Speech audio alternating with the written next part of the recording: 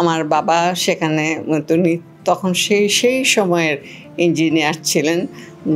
তো সেইখানে আমার জন্ম। তারপরে সেখান থেকে আসানসোলে আমার আব্বা বদলি হয়ে আসলেন। তারপরে দেশ ভাগ হলো, হিন্দুস্তান পাকিস্তান হলো।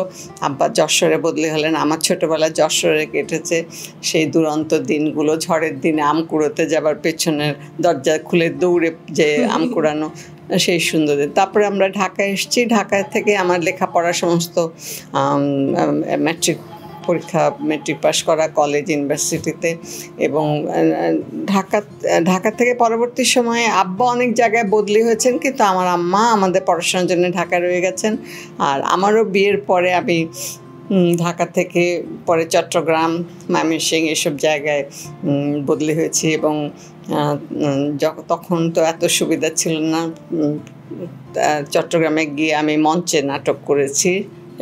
আমাদের গ্রুপের নাম ছিল অরিন্দম নাট্যগোষ্ঠী। আর আমি শিক্ষকতা করেছি, পাশাপাশি চিটাগং পাবলিক স্কুলে চাকরি করেছি, ঢাকার শাহিন স্কুলে চাকরি করেছি।